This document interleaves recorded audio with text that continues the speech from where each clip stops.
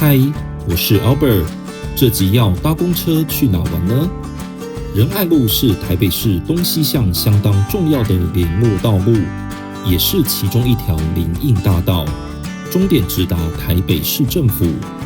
就有这么一条路线经过板桥、西门，再贯穿仁爱路到南港的仁爱干线。除了一览仁爱路全线风景之外，这条路线还有着丰富的历史故事及难忘的回忆，并且可以走进满满的能量圣地，更要踏上信义到南港间的山林，从山顶眺望辽阔的台北市景。这么精彩的内容，相信听到这里一定很期待，对吧？在影片开始前，别忘了先按赞订阅起来。搭乘仁爱干线，一线到底，玩出惊喜！现在出发喽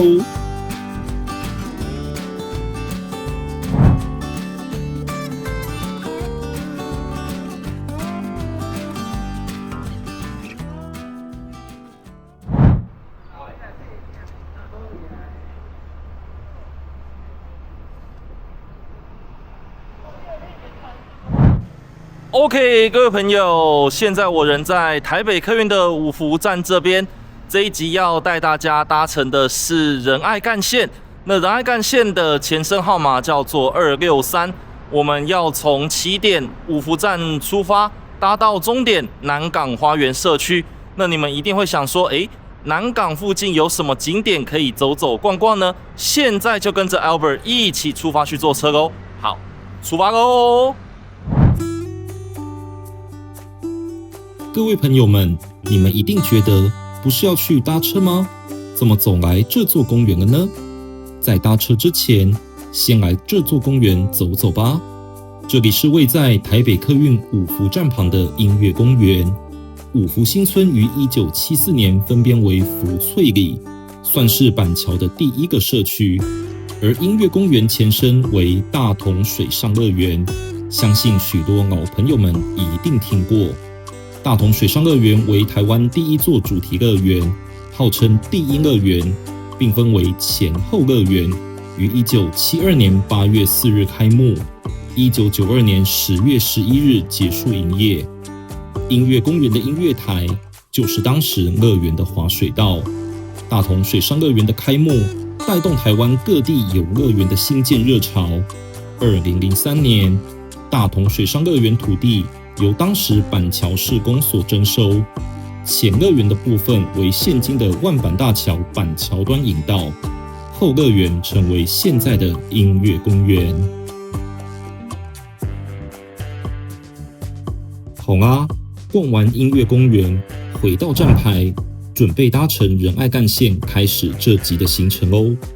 仁爱干线起点自台北客运五福站旁的五福新村站牌出发，沿途行经华江桥、万华龙山寺、捷运西门站、台大医院、仁爱路1段到4段、市政府、永春、松山家商、信义行政中心、福德国小，最后抵达终点南港花园社区2，全程2段票，由台北客运营运。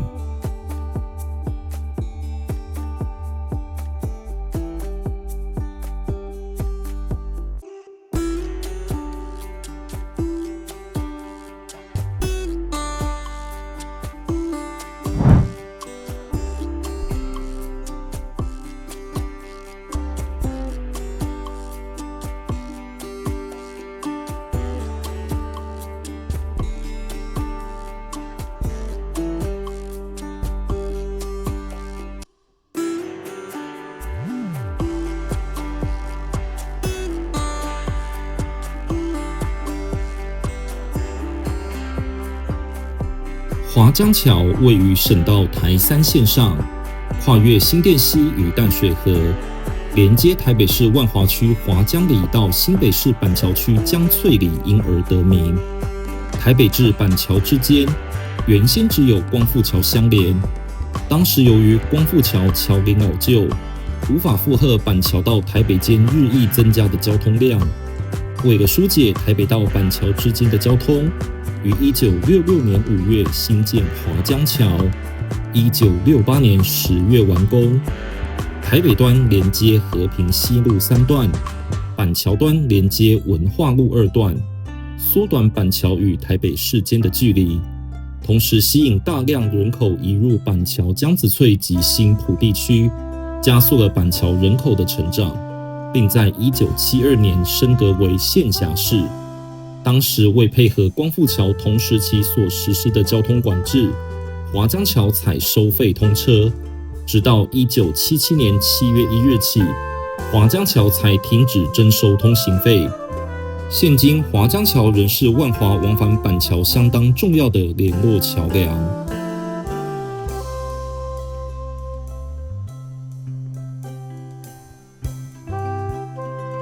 仁爱干线的前身为263，但还是叫263的时候，却和大有巴士有密不可分的关系哦。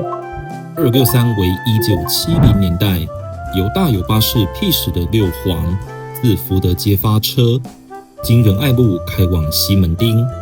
1975年7月16日独立改称大有26，而在1969年11月，为了便利江子翠、五福新村的居民往返台北市，台北客运辟驶五福新村到中华路客运班车。1977年实施联营公车制度后，就将大有6黄及五福新村到中华路合并，并改号为263，由台北客运、大有巴士共同营运。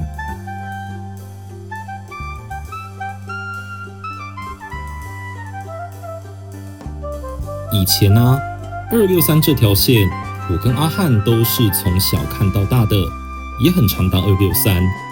有没有什么难忘的搭乘回忆呢？当然有。小时候对于大有的白铁车辆印象就是有股尿骚味，而且灯光超级昏暗，所以都会挑北客的车来搭。有一次晚上大概10点的时候要搭乘263，缓缓的看到一台北客的263转上来，终于可以回家了。但是靠站前才发现，车辆窗户怎么全都是开的呢？拦车的时候，驾驶一开门就直接喊歹势啊，恁去歹去啊啦！这也让我们想起以前公车的每扇窗户都是可开式的，天气较凉的秋冬，打开窗户吹着自然风也是相当舒服的。你们对于263有着什么样的搭乘经验呢？欢迎大家在下方留言告诉我们哦。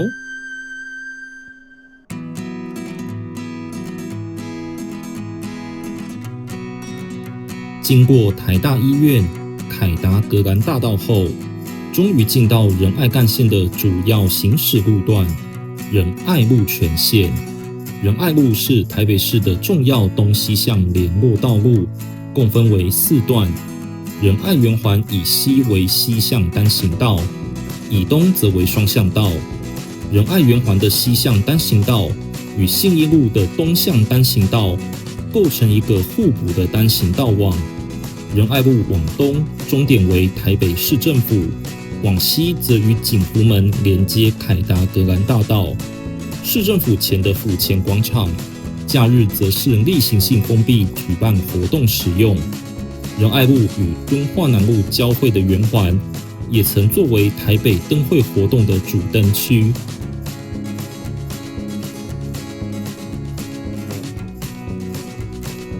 仁爱路辟建于日本时代，在1932年的都市计划中预定辟建林荫道路，当时称作公园道路第4号路线东门大通。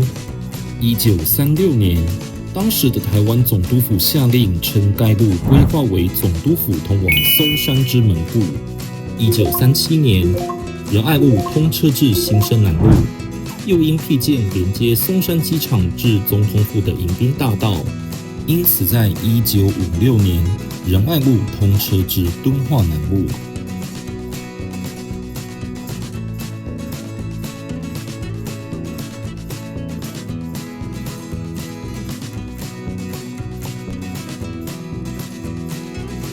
现在所经过的仁爱圆环，是台北市仅有的几个圆环之一，位于仁爱路与敦化南路交叉口。圆环围绕着种植凤凰木，中心种植4棵加罗林榆木，为台北地标台电榆木的后代。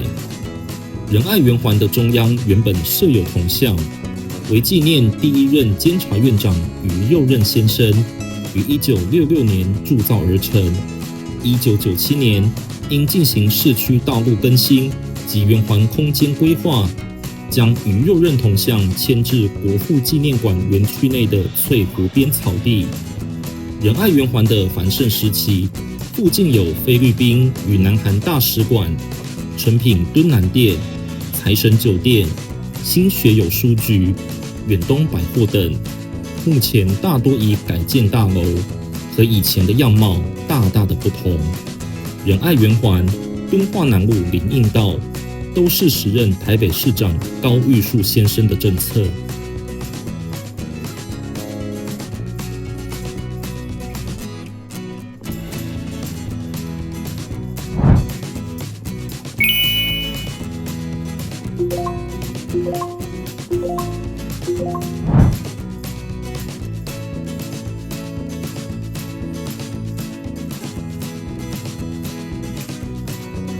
但是好景不长，2013年7月20日，大有巴士退出263的营运，由台北客运独营至今。随着2017年推出新一代干线公车政策，将263改为仁爱干线，将班距提升至1级路线服务水准。如今，仁爱干线一直有着稳定的载客量，在仁爱路上占有一席之地。但现在想想，当时的大有巴士若能好好经营，班次或许能更加的密集，提供大家更便利的服务和选择。如今，昔日风光的大有巴士，只能从照片来回忆了。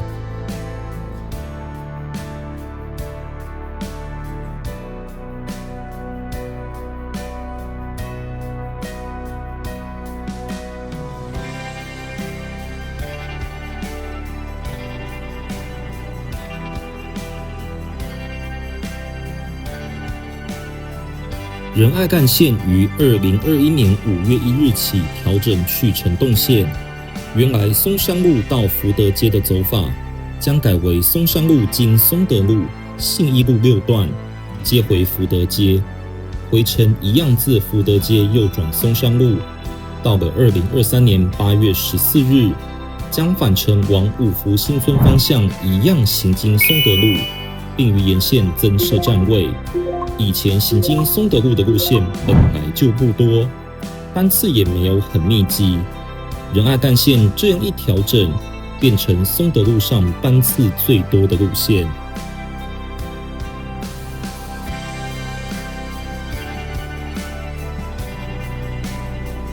经过信义路6段，来到福德街、松山家商一带，这里是广慈博爱园区。前身是广慈博爱院与福德平宅。广慈博爱院前身为台北市立救济院，1969年迁入福德街，1974年正式更名台北市立广慈博爱院，是台北当时最具规模的社福园区，也是东南亚最大社会福利机构。因捷运 BOT 开发建案及都市发展重新规划，于2008年底将所有院民全数迁移，现在这块已改为广慈博爱园区，规划社会住宅、图书馆、派出所等，信义行政中心也搬迁至此。未来淡水信义线的起点广慈奉天宫站也设在这里，有个捷运的挹注，我想也会变得更加热闹起来。过个福德街、诚福路，就快要到终点南港花园社区。仁爱干线停靠南港花园社区2之后，经过诚福宫返回原线。我们坐到终点南港花园社区2，这附近有什么景点呢？我们在这下车一探究竟。OK， 各位朋友，现在我们顺利坐来南港花园社区这里。那么南港这里到底有什么景点是值得一去的呢？现在我们就出发喽！穿过南港花园社区的中庭廊道，再穿过福德街，这片绿地是什么呢？第一个景点是南港公园，于1987年辟建，面积约15.6公顷，与东兴街170巷、福德街围绕。南港公园连接南港花园社区、陆军后勤指挥部，更可眺望信义区四兽山，视野辽阔，是南港区最大且拥有天然埤塘的景观公园。公园内设有多项设施，如儿童游戏区、2座网球场、篮球场、溜冰场、PU 跑道等，运动设施相当完善。不过你们知道吗？南港公园竟然是蕴藏丰富能量的公园。你相信大自然中的能量吗？荷兰生物科学家亚伯指出，南港公园蕴含能量值半径达16000公尺。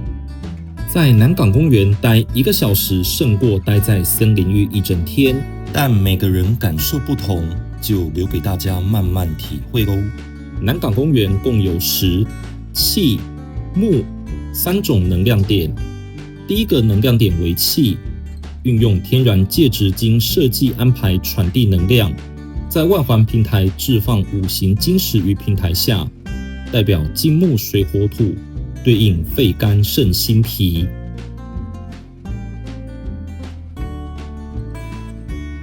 来到这个红色牌坊，位于南港公园主要入口处，楼高13公尺，宽20公尺，刻有金色南港公园大字，为南港区地标。牌楼前方广场提供游客绝佳拍照的景点。捷运板南线有一站后山埤站，后山埤正是位在南港公园上，是南港3大埤之一。另2个为三重埔埤与东兴埤，因周边山坡地开垦陆化淤积为2个水塘，原为旧南港时期的农业灌溉用水池塘，也是当地居民主要用水来源，现今仍具防洪、调节水位的功能。继续往上走，来到第2个能量点石，运用5色天然块以玄武岩、砂岩、红花岗岩、蛇纹岩、大理石，对应5行所代表的黑、黄、红、绿、白共5色，让体验者与自然间的能量获得连结。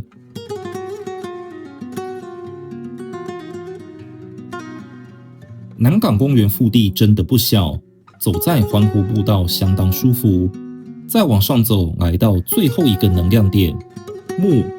树木借由叶的尖端放电及光合作用形成的光电效应，使空气电离产生负离子。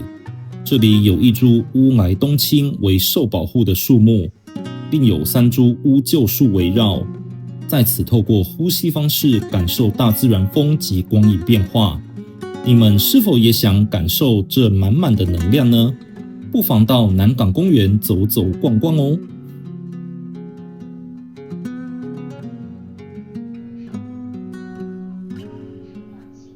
回到南港花园社区2的站牌，我再次搭乘仁爱干线到福德国小这站下车，简单的在这附近享用完午餐之后，准备前往下一个景点哦。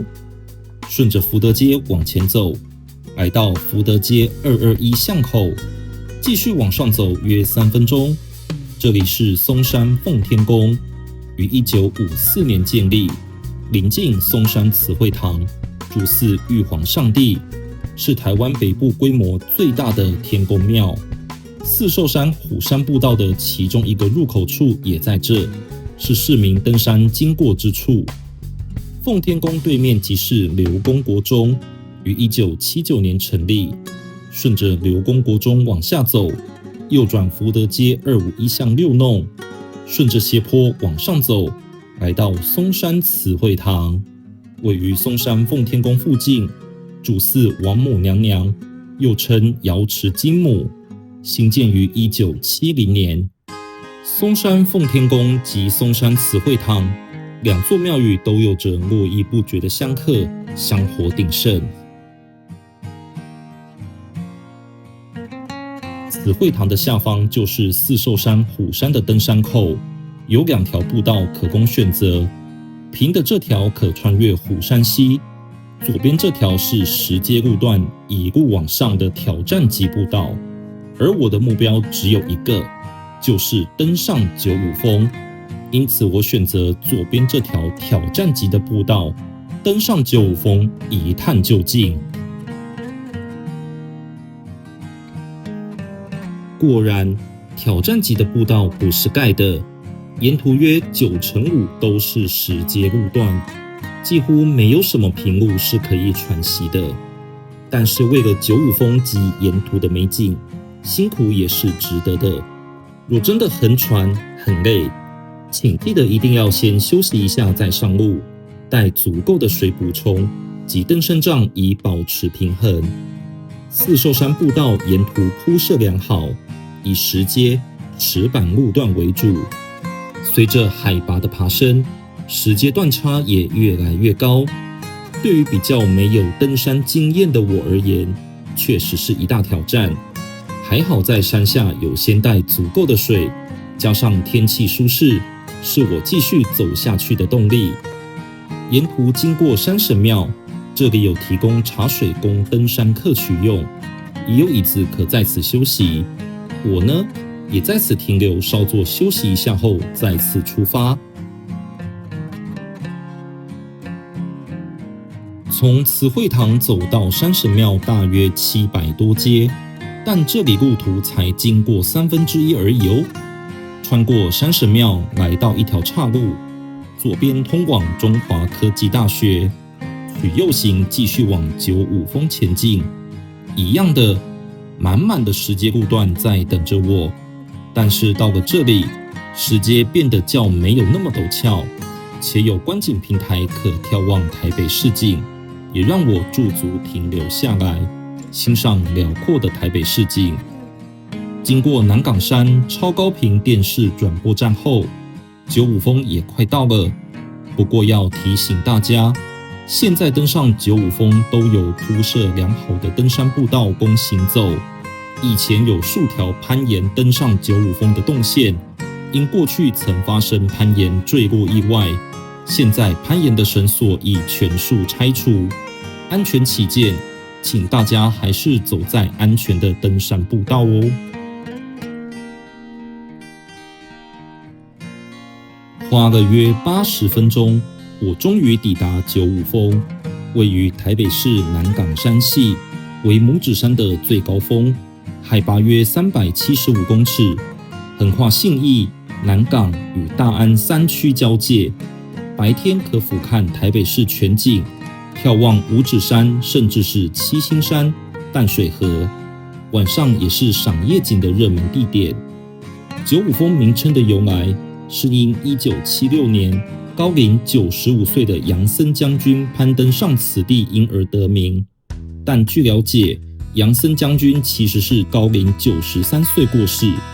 不过名称依旧，刻在巨石上的95峰3个字，对于初次造访的我而言是难能可贵的体验。不过你们以为登上95峰就要折返了吗？那就大错特错喽！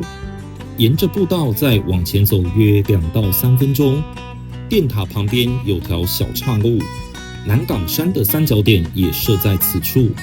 这里是另外一个制高点，海拔375公尺，是台北市大地处推广的台北大纵走第6段，也是行政院体育委员会推广的小百岳之一。在南港山的三角点稍作休息后，顺原路走回。若是想环虎山一圈，可以往复兴园方向行走。虎山步道由块状砂岩与页岩交叠而成，因虎山溪流经，山涧型的生态环境，同时也是孕育萤火虫、小绿蛙及蕨类等多元生态的最佳地点。西岸经整修、巩固及完善水土保持后，虎山溪沿线成为观赏湿地生态的最佳去处。通往复兴园的路上，经过十方大法禅寺，自1984年成立，提供茶水及洗手间供登山客使用，更可眺望台北101。这里虽然没有金碧辉煌的殿堂，但来到这里会让人有种祥和的感觉。庄严的佛祖也在此保佑着登山客们旅途平安顺利。来到复兴园，于1978年辟建，园内有种植花草，并有木椅、单杠、吊环等健身设施。这里也是虎山青山步道的其中一个中继点。另一条路可以通往虎山峰，但由于时间的关系，下次有机会再带大家走虎山峰。